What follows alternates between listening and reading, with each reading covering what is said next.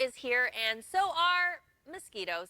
As people spend more time outdoors, they are sure to come in contact with mosquitoes, which of course are not only a nuisance, but also a public health concern.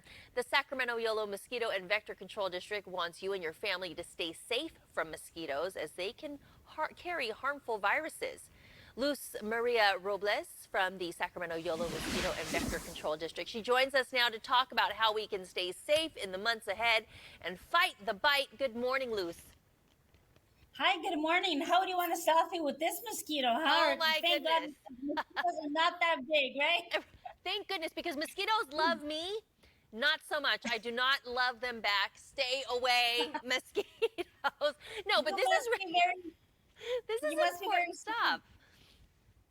It is important stuff. And as you were mentioning, obviously, summer is here. People are spending a lot more time outside, and hopefully, they're not going to come in contact with something as large as this. But for sure, they are going to be coming in contact with mosquitoes because 'tis the season, right? Tis the season, and if that was the real deal, I would definitely not be going outside. But Luz, talk about the Sacramento Yolo Mosquito and Vector Control District and the services that you guys provide. So, as many people know, we are the local agency in charge of protecting residents from mosquitoes and mosquito transmitted diseases. And the disease that we have mainly here in our area is West Nile virus. So, as people are spending time outside, it's important that they prevent mosquito bites for the reason that obviously not only mosquitoes can be annoying, they can bite us, they can make us very itchy, but mosquitoes can also make us very, very sick. And West Nile virus is the disease that we have here in our area. And this is the time when people need to be most concerned and do everything that they can to make sure that they're protecting themselves against mosquito bites. Oh, yeah. So talk about the different types of mosquitoes that are out there and exactly where do they breed? Well, actually, mosquitoes can breed in a lot of different places, not only around your home, but also like in agricultural areas. They can breed in tree holes. They can breed in as little as they only need a very small amount of water to be able to lay their eggs. So, the areas that we're most concerned about are the areas around people's homes, say a bucket, a plant saucer, a dog dish, a kiddie pool, anything that can breed or anything that can hold water for more than a couple of days will definitely become a mosquito breeding source, especially in these hot temperatures that we've been having. So, like I said, it's important for residents to look around their yard to do everything that they can to drain any stagnant water from, common containers that would naturally hold them. And as I mentioned, I am not a fan of mosquitoes because when I get bit, I mean, I have a pretty instant reaction, a little worse than the most common cases, I should say. Why else should viewers be concerned about mosquitoes beyond just getting bit? Yeah.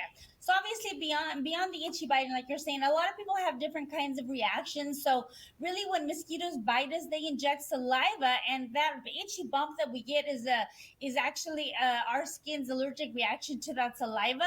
So some people get just a small bump, others get like bigger bumps when people say that they're allergic. But as I was mentioning earlier, the reason that they need to be concerned is because of West Nile virus. Every year we do see cases of West Nile virus in our area.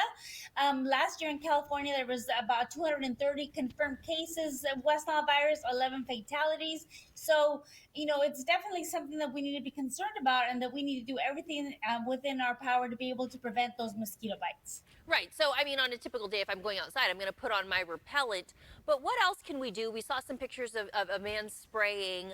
I mean, is that something Yes. residents can do around their home to prevent mosquitoes? Is there more that we can do to keep them at bay? Yeah, well, one of the services that we offer that I neglected to mention earlier when you asked me about our services was that, if you notice that you have a lot of mosquitoes around your house, you can call our district and we offer free home service inspections. So a technician can come out to your house, they can look around your yard, see where mosquitoes might be coming from. And if they do find mosquitoes, they could do a barrier treatment. That treatment that we saw on camera was for an agricultural type source, something that we would normally treat, obviously around our area. Aside from homes, there's many areas where mosquitoes can breed, but at home residents can make sure that, first of all, make sure that they're not breeding mosquitoes on their property. So at least once a week, look around your yard, make sure that you drain out any stagnant water. But if you look and you don't see mosquitoes, then you can always call us for a free home service inspection.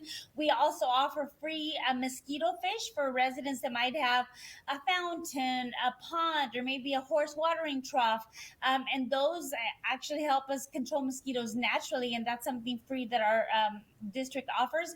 We also offer free repellent, so anybody that's having, like I say, an outdoor evening event, especially now that a lot of the cities and then we're kind of coming back to outdoor events in the summer, we do offer free repellent wipes, especially for agencies that help the homeless populations. That's something that we offer readily. And then, we also offer presentations for your school or for your community service organization, as part of our outreach and education. That's really good to know. And bringing it back one more time, because you said the thing we're concerned about in our area is West Nile virus that you can get from a Yes. mosquito bite. What are symptoms that you need to look out for if perhaps you did get a bite and you're not feeling well?